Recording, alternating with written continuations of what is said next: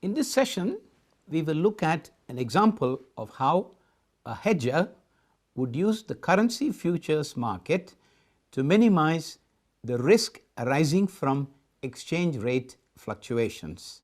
Let us say we are on the 25th of July and our utopian exporter has sold goods worth 100,000 US dollars to a US importer. If USD 100,000 is received today, at today's exchange rate of USD CCU 55.20, our utopian exporter would realize 5,520,000 currency units. Exporter gets confirmation today, that is the 25th of July, that payments towards the exports would be received only on the 15th of September as per the terms of the contract, which means he is bearing an exchange rate risk as he does not know what the USD CCU rate would be on the 15th of September.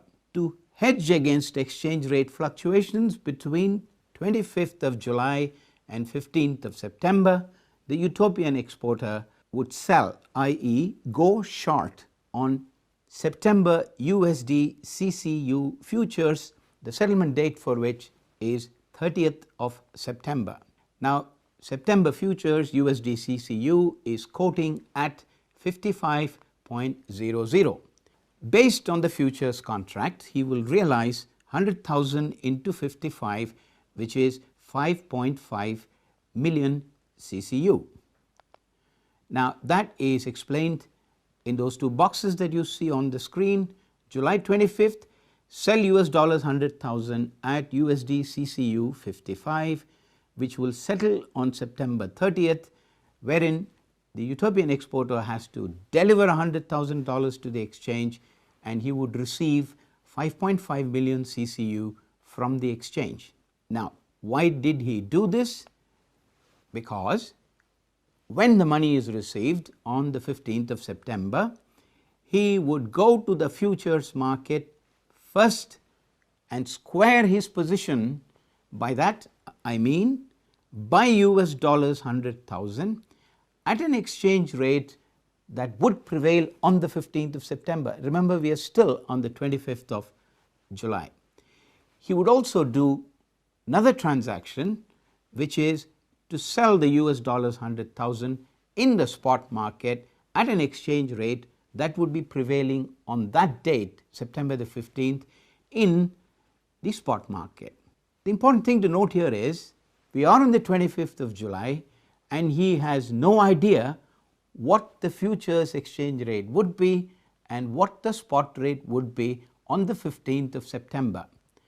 The beauty about the way he is going to hedge is he is not bothered whether the USD would appreciate or the USD would depreciate, i.e. whether the CCU would appreciate or the CCU would depreciate.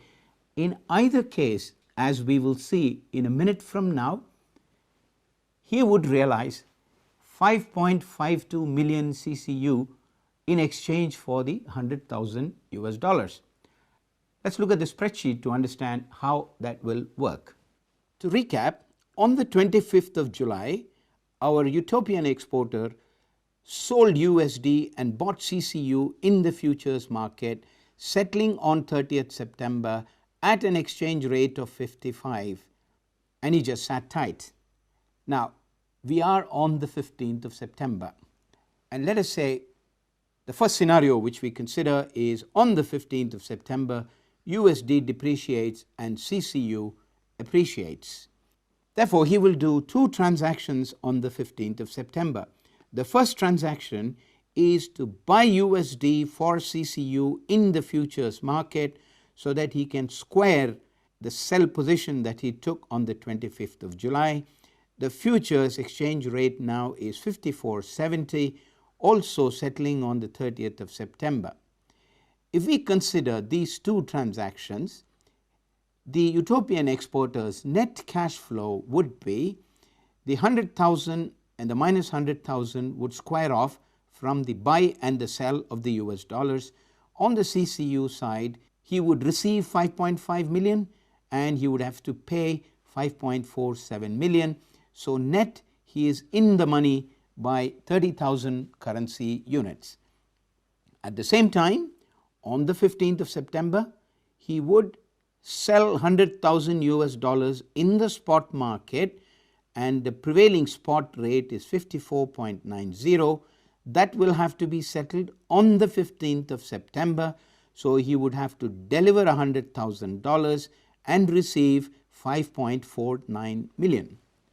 Therefore, if we take an algebraic sum of all his cash flows, you will find that he will net receive from the futures market 30,000 currency units, and in the spot market he would receive 5.49 million currency units. If you take the algebraic sum of these, therefore, the effective cash flow to our utopian exporter is $100,000 outflow and an inflow of 5,520,000. Please recall that was the spot rate that prevailed on the 25th of July when he set out to hedge his risk. Let's look at scenario 2, which is the exact opposite of what you saw in scenario 1, where USD appreciates and CCU depreciates. Now remember, this transaction was already done on the 25th of July. It is identical to what it was in scenario 1. However, in scenario 2, the USD has appreciated and the CCU has depreciated. So on the 15th of September, the two transactions that he would do would look as follows. When he buys USD and sells CCU in the futures market at the prevailing futures rate of 55.30, and these transactions would settle on the 30th of September, he would receive $100,000 and he would have to pay 5,530,000. If you look at the algebraic sum of the two transactions he has done in the futures market, the US dollar segment squares off, but on the CCU side, he is out of the money by 30,000. In other words, he will have to net pay the exchange 30,000 currency units. Now on the 15th of September, he would also sell USD and buy CCU in the spot market, and the spot rate prevailing on the 15th of September is 55.50. So against this transaction, he would have to deliver 100,000 US dollars and would receive 5,055,000 currency units. So like in the previous case, if we take the algebraic sum of these, from the futures transaction, he is out of the money by 30,000.